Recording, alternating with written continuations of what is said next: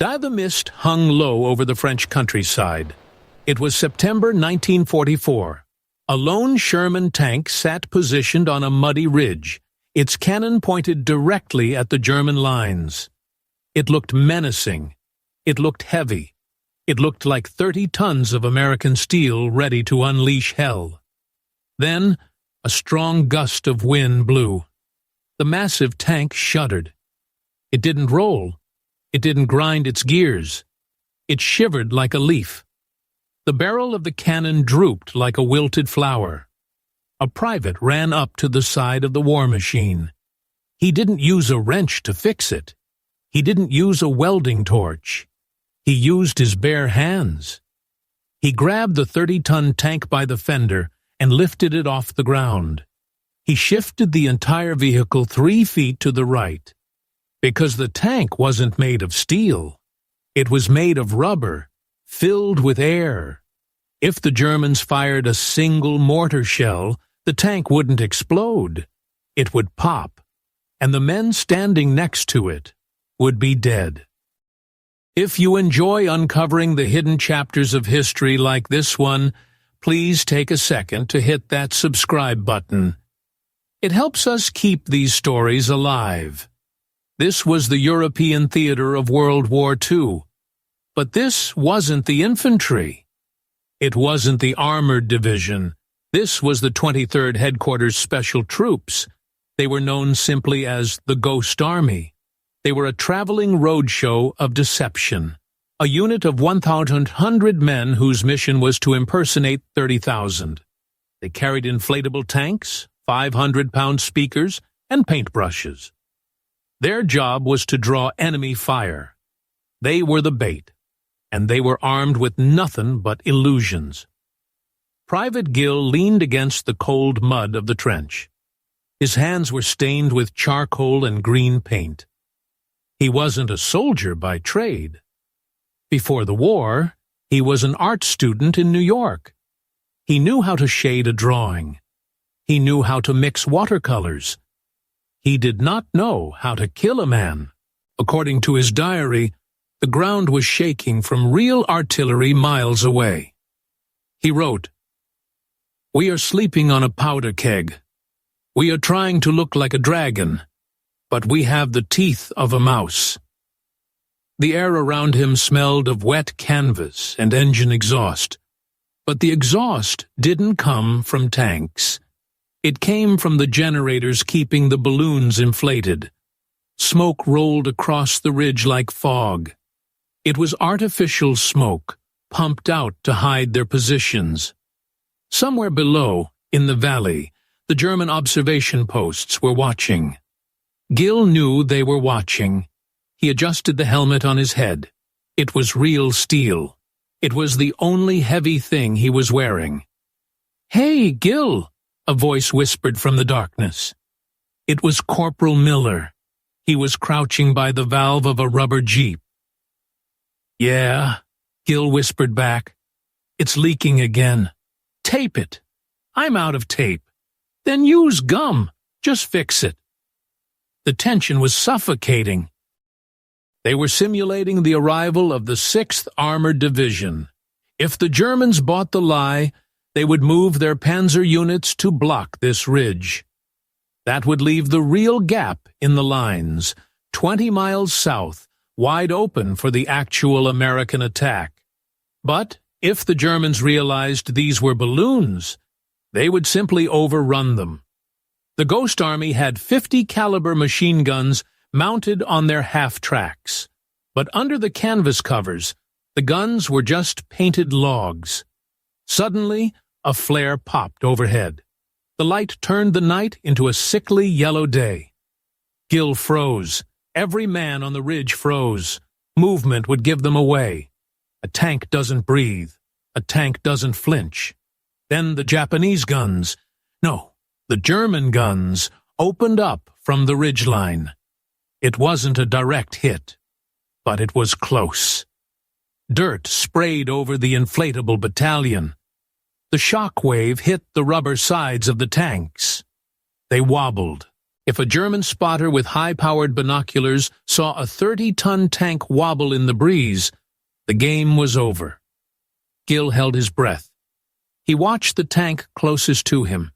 It swayed. Then it settled. The Germans ceased fire.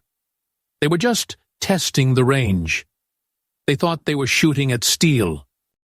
In his own words, Gill later noted, "I felt naked. I stood there waiting for the piercing sound of a shell that would tear my paper world apart." The mission wasn't just visual. It was sonic. Deep in the woods, behind the inflatable line, the Sonic Deception Company was at work. These men were sound engineers. They had recorded the sounds of armored columns at Fort Knox before shipping out. They had wire recorders, the ancestors of tape decks. They had massive speakers mounted on half-tracks. These speakers could be heard 15 miles away. Sergeant Pulowski sat in the back of a truck, wearing headphones. He was the conductor of this orchestra. His instrument was the sound of war. He turned a dial. Clank. Squeak. Roar. The sound of a bridge being built blasted through the forest. Then the sound of swearing sergeants. Then the rumble of tracks. But the weather was turning. The wind picked up. Rain began to slash sideways. This was a problem. Rain weighed down the inflatables. It made the rubber sag. A sagging tank looks like a deflated balloon. It looks fake. Gill ran out into the mud. He grabbed a hand pump. "Get up!" he yelled to the man next to him.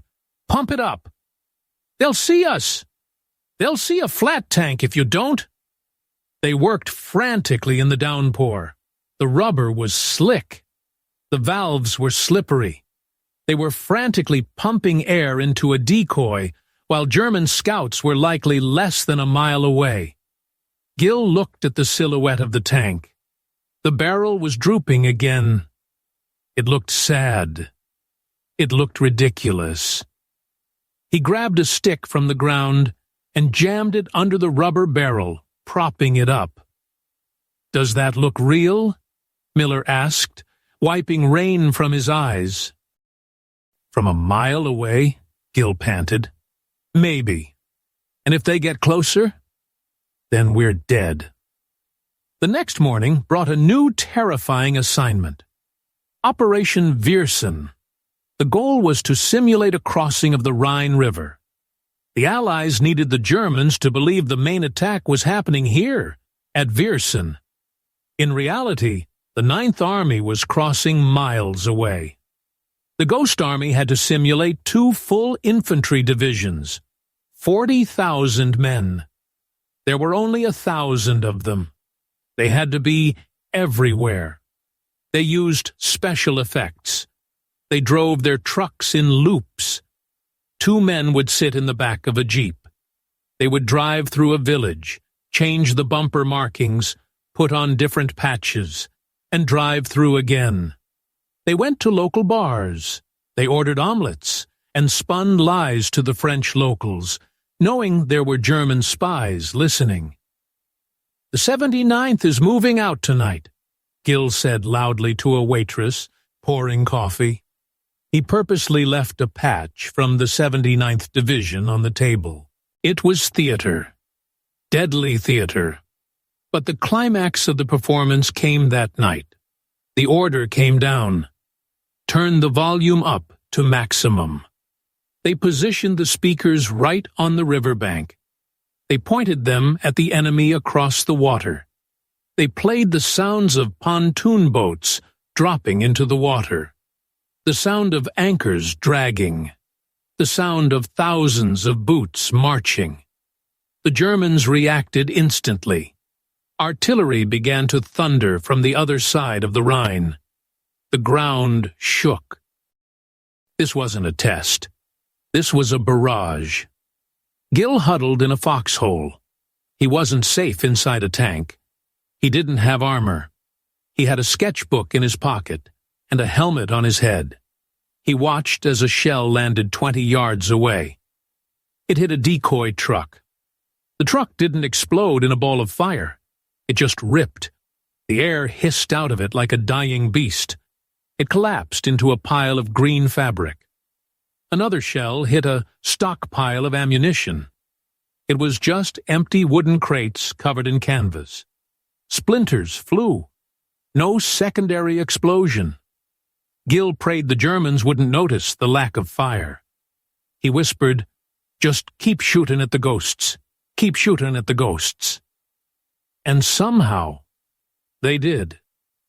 The German artillery pounded the empty field for hours.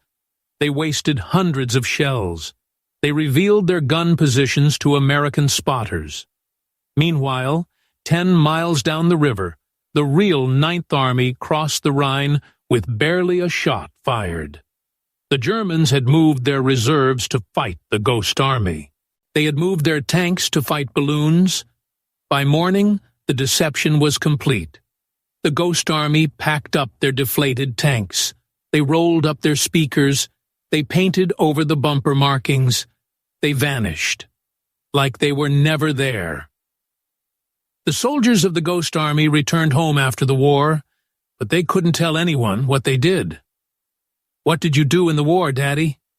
"I blew up tanks." "You mean you destroyed them?" "No, I inflated them." It wasn't until 1996, more than 50 years later, that the mission was declassified. According to official U.S. Army reports, the 23rd Headquarters Special Troops staged more than 20 major deceptions. Archival records confirm they are estimated to have saved between 15,000 and 30,000 American lives. Every fake tank that was shelled meant a real tank survived. Every decoy that drew fire meant a real soldier came home. If you want more forgotten stories of real people who lived through WWII, subscribe. This channel exists to bring their voices back.